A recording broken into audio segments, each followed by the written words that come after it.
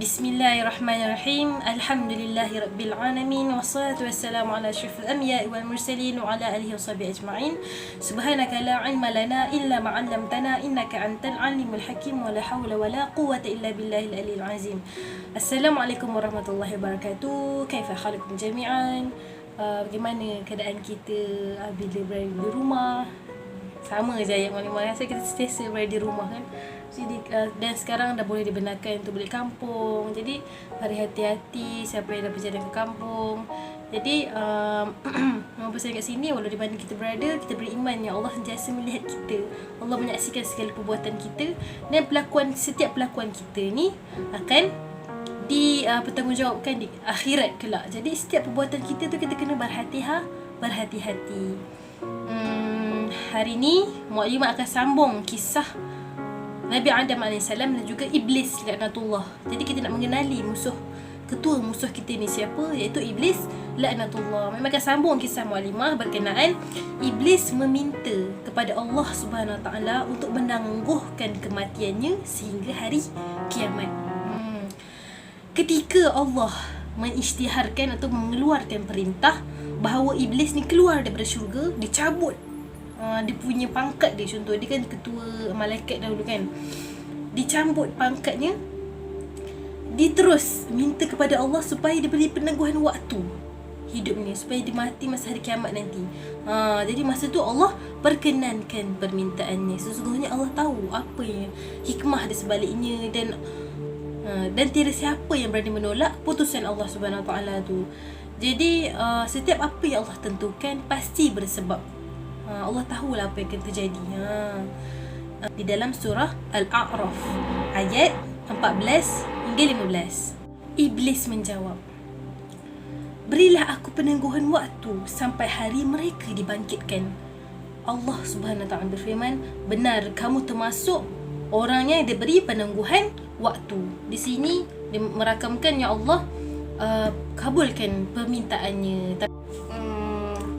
Jadi sebagai hamba Allah yang beriman kepada Allah, kita sentiasa kena berhati-hati. Setiap pelakuan kita fikir dahulu sama ada Allah redha atau tidak, kerana syaitan akan sentiasa mencari peluang dan ruang macam mana untuk menyesatkan kita daripada jalan yang benar.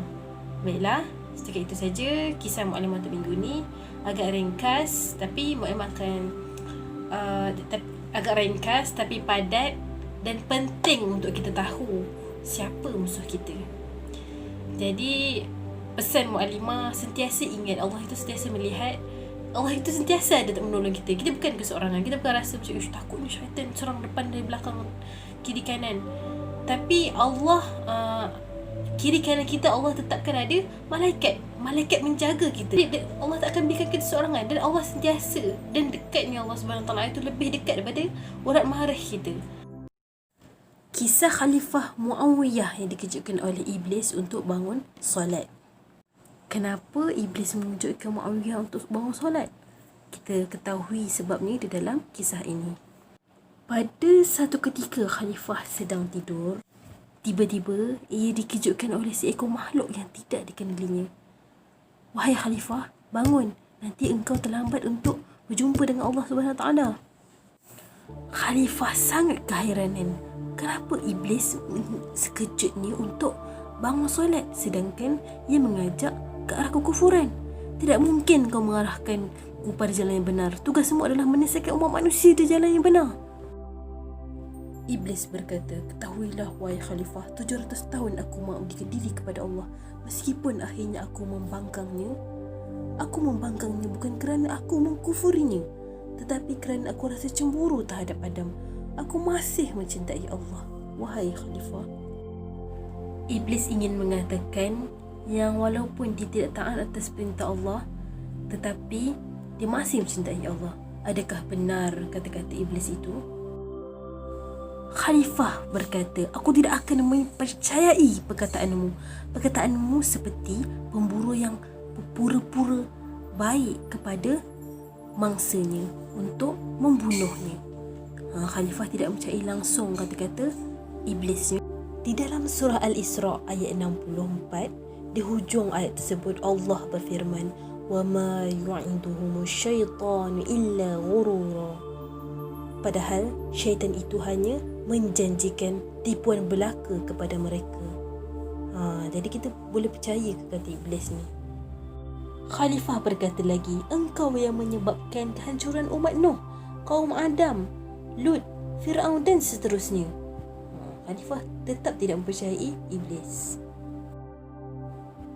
Kau sungguh salah benar, wahai Khalifah. Jika menganggapku sahaja penyebab kehancuran umat manusia ini, siapalah aku yang hina ini, yang melakukan kejahatan itu? Dia mengatakan bukan salah dia kehancuran pada umat Nabi pada terdahulu. Khalifah terus berdoa kepada Allah supaya diminta perlindungan daripada mudah tergoda dengan kata-kata iblis laknatullah ini. Iblis terus mengatakan alasannya, aku hanyalah boneka Allah yang sedang tidak berdaya, melainkan di atas kekuasaannya. Akan tetapi Khalifah tetap berusaha untuk iblis mengatakan perkara sebenar kenapa dia menyedarkannya untuk bangun solat. Akhirnya iblis memberitahu perkara sebenar.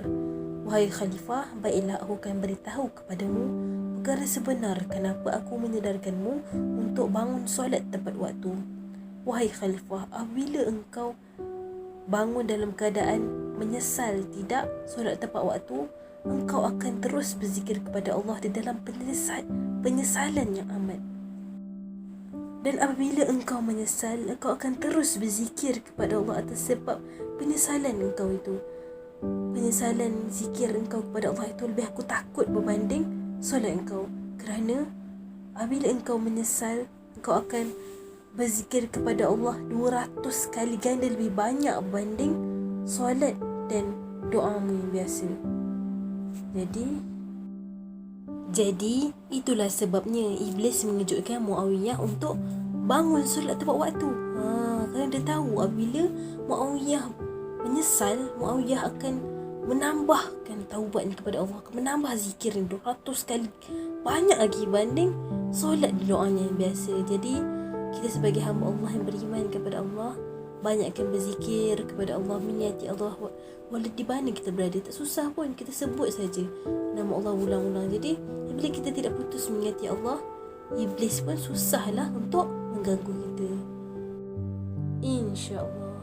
Jadi Allah itu sangat dekat. Kalau kita nak cakap lemahlah kita ni, kita tak mampu, kita ni jahil, kita ni tak ada ilmu, sebenarnya yang usaha ke arah itu adalah diri sendiri. Jadi pesan muklimah, jaga hubungan dengan Allah Subhanahu Taala, jaga solat, jaga hubungan dengan ibu bapa, dan sentiasa berusaha untuk menjadi anak yang soleh, hamba yang taat kepada atas perintah Allah. Jadi tak susah pun sebenarnya kalau kita yakin dengan bantuan Allah dan kekuatan daripada Allah itu kita boleh lakukan. Sama-sama kita berjumpa di syurga nanti, insya-Allah. Yalah, setakat itu saja kisah muklimah untuk kali ini. Assalamualaikum warahmatullahi wabarakatuh.